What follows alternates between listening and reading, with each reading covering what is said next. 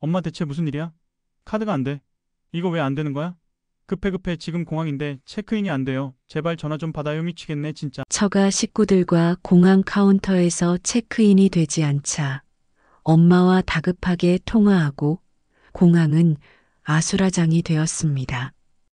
윤정이는 창고 맨 뒤에 숨겨둔 유리병을 꺼내 들었습니다. 투명한 유리 표면에 제주도 꿈이라고 적은 글씨가 바랬지만 병 속 동전과 지폐들은 여전히 묵직했습니다.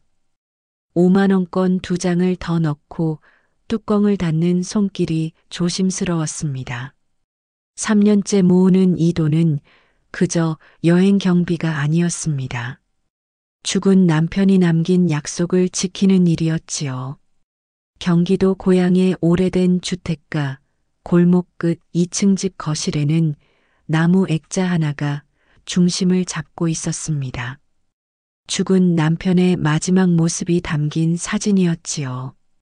그 앞에 놓인 라벤더 향초는 매일 저녁 8시에 켜졌습니다. 향이 퍼지면 남편이 곁에 있는 것 같았습니다. 언젠가 다 같이 제주 가자. 남편이 마지막 입원 중에 남긴 말이었습니다. 산소호흡기를 끼고도 또렷하게 했던 말. 그때 병실에는 아들 도윤이도 며느리 다혜도 손자 손녀도 있었습니다. 모두가 고개를 끄덕였지요. 정희는 그 순간을 선명하게 기억했습니다. 4월의 봄빛이 병실 창으로 들어오던 오후 2시 17분. 식탁 위에는 가계부가 펼쳐져 있었습니다. 빨간 펜으로 동그라미 친 날짜가 열흘 앞으로 다가왔습니다. 항공권 8장, 리조트 예약 확인서, 렌터카 바우처, 한라산 투어 일정표, 모든 것이 하나의 계정으로 연결되어 있었지요. 여행 적금이라 이름 붙인 전용 계좌에는 1,200만 원이 들어 있었습니다. 정희는 손주들 이름이 적힌 지퍼백을 하나씩 점검했습니다. 서준이 멀미약, 지우 간식, 선크림 모자. 아이들이 불편하지 않도록 세심하게 준비했지요. 아들 도윤은 늘 바빴습니다. 외국계 회사 부장이 되고부터는 주말에도 노트북을 펼쳤습니다. 하지만 괜찮았습니다. 바다만 보면 다 풀려. 남편이 자주 했던 말이었습니다.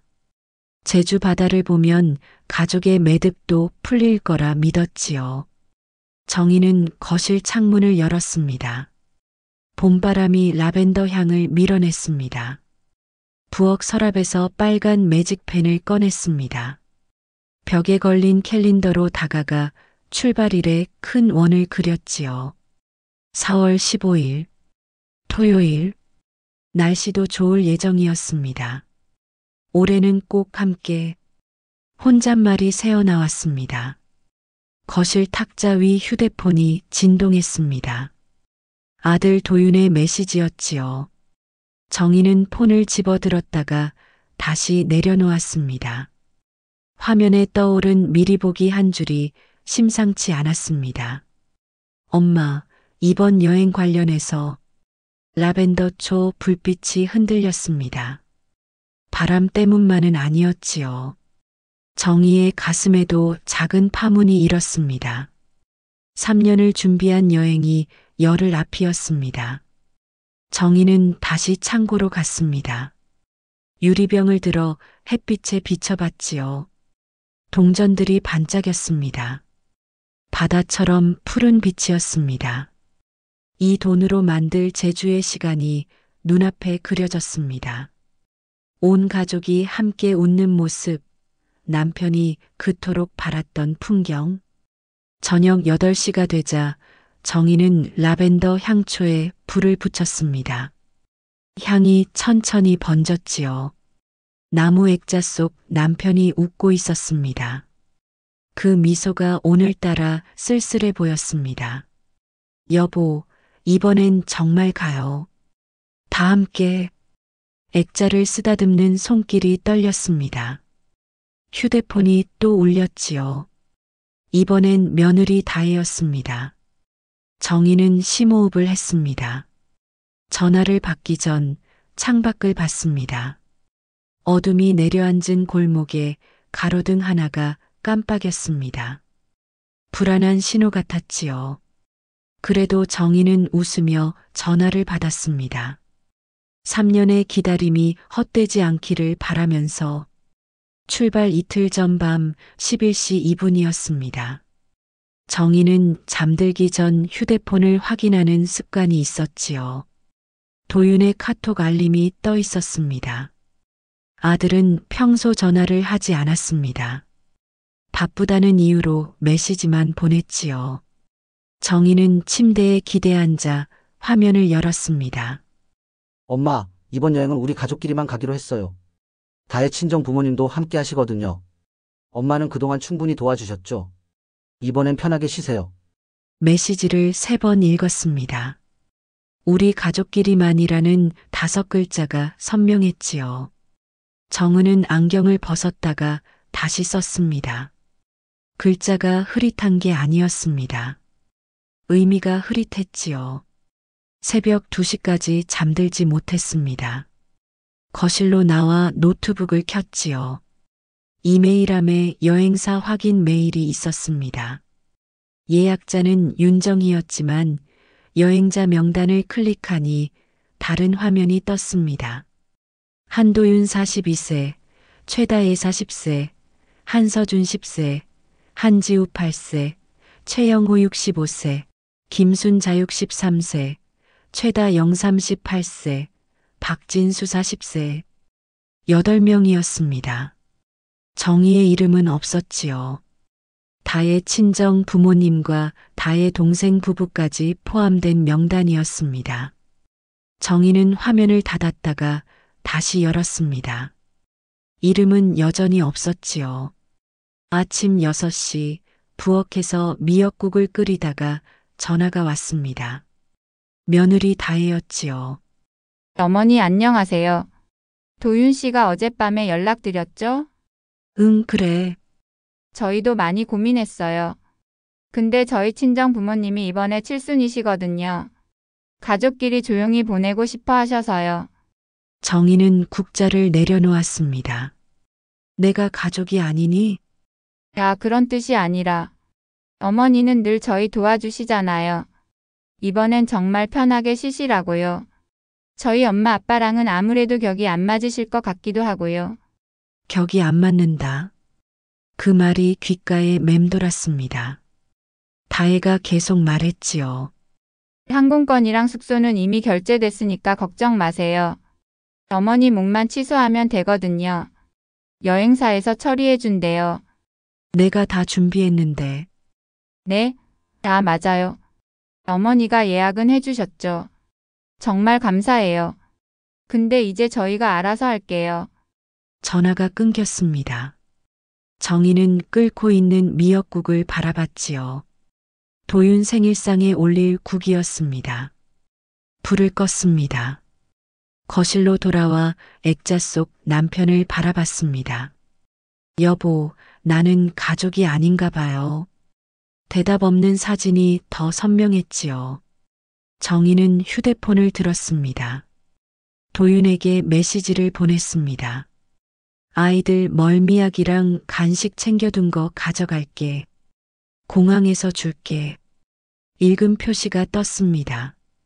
1분, 5분, 10분. 답은 없었지요. 읽고도 답하지 않는 것이 답이었습니다. 정희는 식탁에 앉았습니다.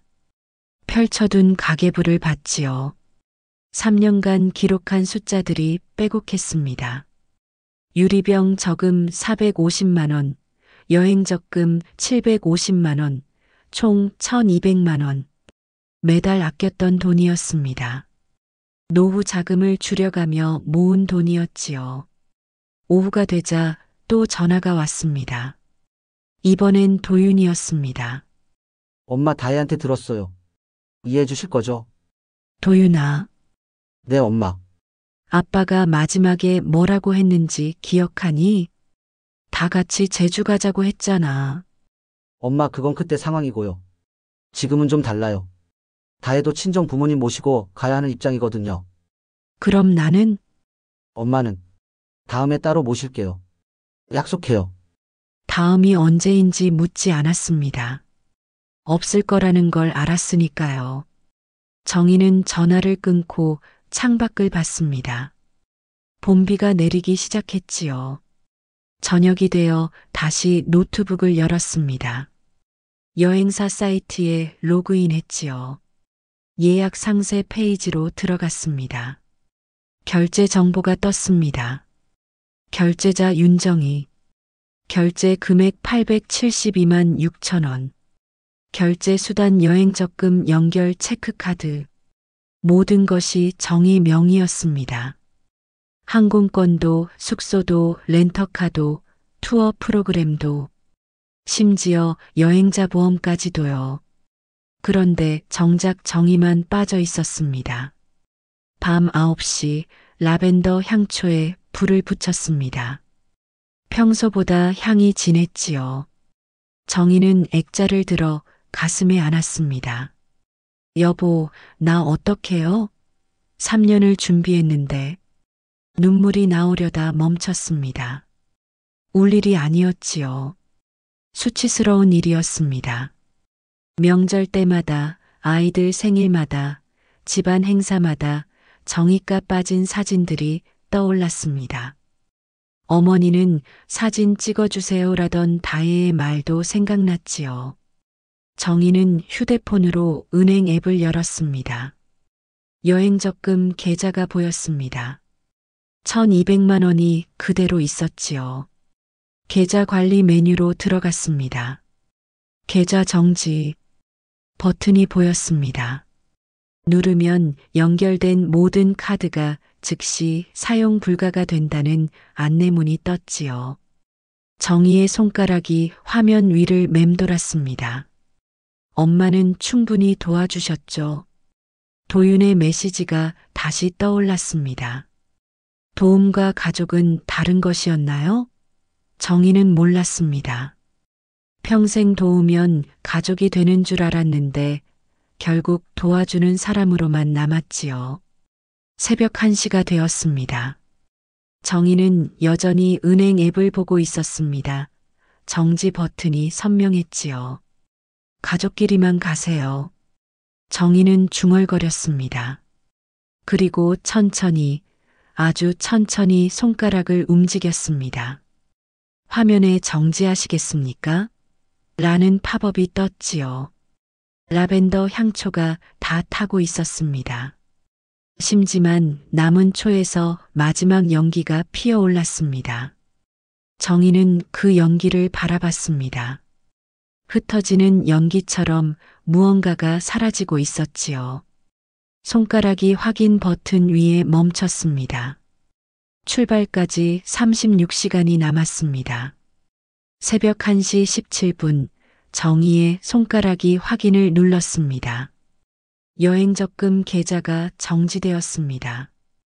연결된 카드 6개가 즉시 사용 중지됩니다. 화면의 안내문이 선명했지요. 정희는 휴대폰을 내려놓고 부엌으로 갔습니다. 차가운 물 한 잔을 마셨습니다. 떨리는 게 멈추지 않았지요. 하지만 후회는 없었습니다. 출발 당일 오전 6시 정희의 휴대폰이 요란하게 울렸습니다. 도윤이었습니다. 정희는 전화를 받지 않았지요. 메시지가 연달아 왔습니다. 엄마 뭔 일이야? 카드가 안 돼. 지금 공항인데 체크인이 안 돼요. 전화 좀 받아요, 엄마. 느낌표가 늘어갈수록 정희는 고요해졌습니다. 거실 창문을 열었지요. 아침 공기가 시원했습니다. 라벤더 향초제를 치우며 혼잣말을 했습니다. 이제 시작이구나. 오전 8시 인천공항 대한항공 카운터 앞은 아수라장이었습니다. 정희는 대한항공 매표소 앞이 뉴스 보도에 나올 정도로 심각한 상황을 집에서 뉴스로 보며 상황을 짐작했지요. 도윤의 전화가 다시 왔습니다. 이번엔 받았습니다. 엄마, 지금 뭐 하는 거예요? 무슨 일이니? 여행조건 계좌를 왜 정지시켰어요? 항공권 결제가 취소됐다고요. 배경에서 다혜의 날카로운 목소리가 들렸습니다. 어머니가 왜 이러세요? 우리 부모님까지 다 오셨는데. 정희는 담담하게 말했습니다. 나는 가족이 아니라면서요. 엄마, 그게 지금 중요해요. 일단 계좌 풀어줘요. 여기서 다시 결제해야 한다고요. 내 이름으로 된 계좌예요. 내 돈이고요. 엄마, 도윤의 목소리가 갈라졌습니다. 옆에서 다혜가 전화를 빼앗았지요. 어머니, 제 부모님도 계시고 애들도 있어요. 이러시면 안 되죠. 일단 풀어주시고 나중에 얘기해요. 나중은 없어요. 뭐라고요? 가족끼리 알아서 가세요. 전 도와드릴 수 없네요. 전화를 끊었습니다. 곧바로 전원을 껐지요. 오전 10시 정희는 동네 경로당으로 갔습니다. 토요일 오전인데도 친구들이 모여 있었지요. 박부님이 먼저 알아봤습니다. 정희야, 오늘 제주 가는 거 아니었어?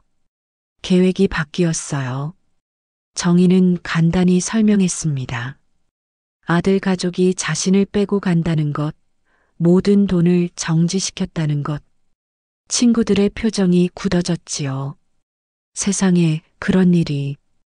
이복자가 혀를 찼습니다. 정영자가 정희의 손을 잡았지요. 괜찮아? 많이 속상하겠다. 속상하지 않아요. 오히려 시원해요. 그 말이 거짓은 아니었습니다. 3년의 무게가 내려놓아진 기분이었지요. 오순례가 차를 따르며 말했습니다. 근데 그 돈으로 내가 가면 되잖아. 혼자라도. 혼자는 싫어요. 정희가 친구들을 둘러봤습니다. 평생 남 뒷바라지만 하고 살아온 여자들이었지요. 최경희가 웃으며 말했습니다. 그럼 우리랑 가자. 나도 제주도 한 번도 못 가봤어. 진짜요? 그럼. 우리가 언제 여행이란 걸 가봤니? 맨날 집에서 밥하고 빨래하고. 박부님이 손뼉을 쳤습니다. 좋아. 정희가 다 준비했다니까 우리가 묻어가는 거야. 비용은 나눠내고. 오후 2시 정희의 휴대폰을 다시 켰습니다. 부재중 전화 47통, 메시지 89개. 단톡방에는 메시지가 가득했습니다. 정희는 단톡방을 나왔습니다. 그리고 새로운 대화방을 만들었지요. 제주도 가는 아줌마들. 5명의 친구를 초대했습니다. 언제 출발할까요? 당장 내일이라도 좋아. 오후 4시 은행 지점을 찾았습니다. 계좌 정지를 해제하러 온 게 아니었지요. 계좌 명의를 변경하고 싶어요. 어떻게 변경하실 건가요? 개인에서 모임 계좌로요. 이름은 보이는 사람들로 해주세요. 직원이 고개를 갸웃했지만 처리해줬습니다. 이제 혼자 쓸 수 없는 돈이 되었지요. 5명이 함께 관리하는 계좌가 되었습니다. 저녁 6시 도윤이 집 앞에 나타났습니다. 초인종을 연달아 눌렀지요. 엄마, 문 열어요. 정희는 인터폰으로 답했습니다. 집에 가렴. 피곤하겠다. 제주도 못 갔어요. 엄마 때문에 전부 엉망됐다고요. 그래. 수고했어. 엄마가 어떻게 이럴 수 있어요? 아빠가 보면 뭐라고 하실 것 같아요. 그때 정희가 문을 열었습니다. 도윤의 얼굴이 벌겋게 달아 있었지요. 아빠가 뭐라고 하실 것 같니? 다 같이 가자고 하셨지. 근데 넌 나를 뺐잖아. 그건 들어가. 다혜랑 아이들 기다리겠다. 문을 닫았습니다. 도윤이 밖에서 소리쳤지요. 엄마, 우리가 잘못했어요. 미안해요. 근데 이건 아니잖아요. 정희는 대답하지 않았습니다. 잘못과 미안은 이미 늦은 말이었지요. 20분쯤 지나자 발소리가 멀어졌습니다. 밤 9시 정희는 노트북을 열었습니다. 새 문서를 만들었지요. 제목 보여줘야 할 사람들. 박부님 72세 마이너스 평생 김치 담그고 집안 제사 지낸 사람. 이복자 70세 마이너스 시어머니 15년 모시고 장례까지 치른 사람. 정영자 69세 마이너스 애들 다 키우고 이제야 글 배우는 사람. 오술래 71세 마이너스 남편 사업 실패 후 혼자 식당에서 빚 갚은 사람. 최경희 68세 마이너스 손주 5 돌봐주고 용돈 한 번 못 받은 사람. 윤정희 68세 마이너스 가족이라 믿었던 사람들에게 배제당한 사람. 명단을 다시 읽었습니다. 눈물 대신 웃음이 났지요. 우리가 진짜 가족이네. 정희는 중얼거렸습니다. 휴대폰이 또 울렸습니다. 다혜였지요. 이번엔 목소리가 차분했습니다. 어머니, 제 부모님이 미안하다고 하세요. 저희가 너무했어요. 계좌 풀어주시면 어머니 항공권도 다시 예약할게요. 필요 없어요. 네? 이미 다른 사람들과 가기로 했어요. 다른 사람들이요? 누구요? 내 가족들이요. 전화를 끊었습니다. 라벤더 향초에 새로 불을 붙였지요. 그리고 액자 속 남편에게 말했습니다. 여보, 나도 이제 보이는 자리에 앉을 거예요. 창밖으로 별이 보였습니다. 내일은 날씨가 좋을 것 같았지요. 제주도 날씨도 확인해야 했습니다. 이번엔 정말로 가는 여행이니까요. 일주일 후 목요일, 김포공항 3번 게이트 앞이었습니다. 6명의 여자들이 둥글게 모여 있었지요. 캐리어는 제각각이었습니다. 박부님은 30년 된 가죽 가방, 이복자는 아들이 쓰던 배낭, 정영자는 시장에서 산 보라색 캐리어. 그 속엔 각자의 인생이 담겨 있었습니다. 정희가 체크인 카운터로 갔습니다. 6분 맞으시죠? 네, 맞아요. 직원이 명단을 확인하며 미소 지었지요. 윤정희, 박부님, 이복자, 정영자, 오순례, 최경희. 이름이 나란히 있었습니다. 빠진 사람이 없었지요. 창가 쪽 원하세요? 네, 할머니들이 받아보고 싶어 하세요. 할머니라는 말에 다들 웃었습니다. 맞는 말이었지요. 평균 나이 70. 처음 비행기 타는 사람이 넷이었습니다. 오전 11시 제주행 비행기가 이륙했습니다. 정영자가 정희의 손을 꽉 잡았지요. 무서워? 아니, 신기해서. 창밖으로 구름이 보였습니다. 박부님이 사진을 찍었지요. 평생 처음 찍는 구름 사진이었습니다. 제주공항에 도착하자 렌터카 직원이 기다리고 있었습니다. 정희는 계약서를 확인했지요. 보이는 사람들 명의였습니다. 운전은 제가 할게요. 최경희가 나섰습니다. 버스 기사였던 남편 대신 운전을 배운 지 20년이었지요. 애월 펜션에 도착한 건 오후 3시였습니다. 바다가 보이는 2층 독채였지요. 거실이 넓었습니다.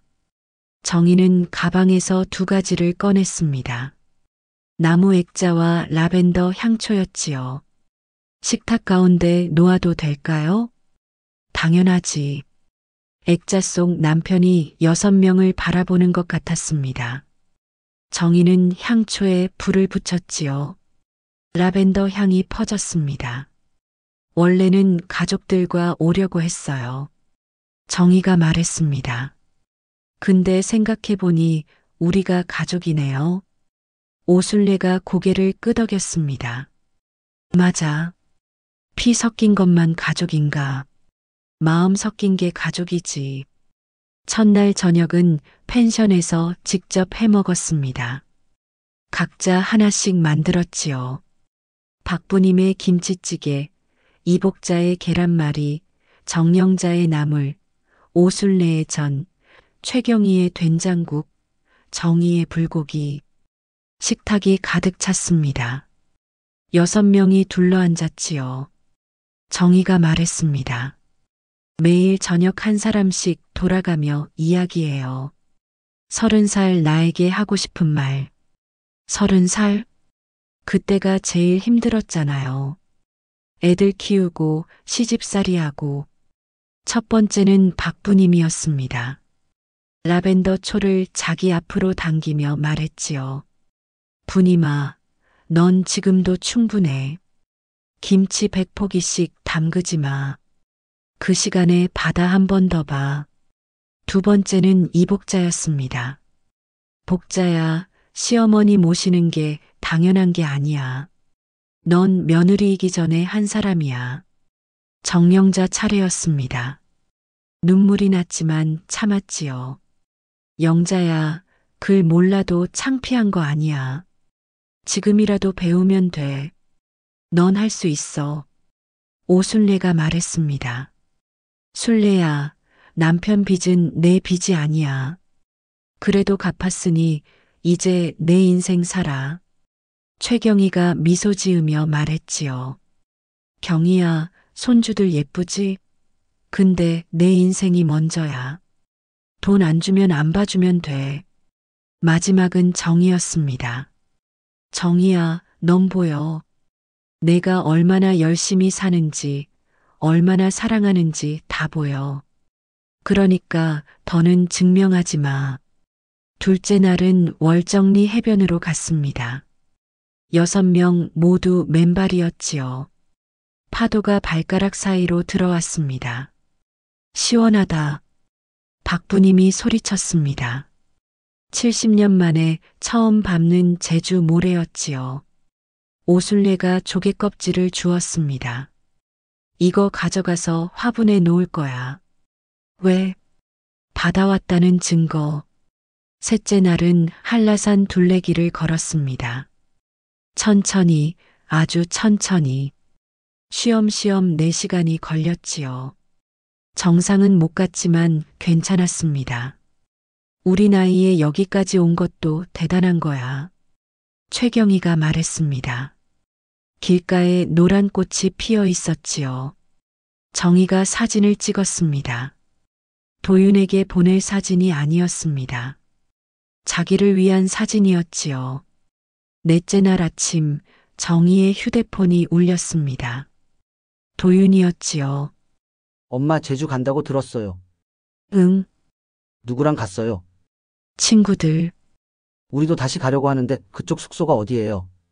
정희는 창밖을 바라봤습니다. 바다가 잔잔했지요. 왜? 찾아가서 사과하고 싶어요. 다혜도 미안하대요. 필요 없어. 엄마, 도윤아, 난 지금 가족이랑 있어. 방해하지 마. 전화를 끊었습니다. 박부님이 물었지요. 아들이니? 네. 힘들지? 아니요. 오히려 편해요. 그것도 거짓말이 아니었습니다. 경계를 세우니 마음이 편했지요. 5째 날 저녁 동문시장에 갔습니다. 오메기떡, 빙떡, 흑돼지. 하나씩 사서 나눠 먹었지요. 평생 해주기만 했는데 오늘은 받네. 정영자가 오메기떡을 베어 물며 말했습니다. 맛있지? 응, 너무 맛있어. 이복자가 갑자기 말했습니다. 우리 매년 오자. 뭐? 제주도. 1년에 한 번씩.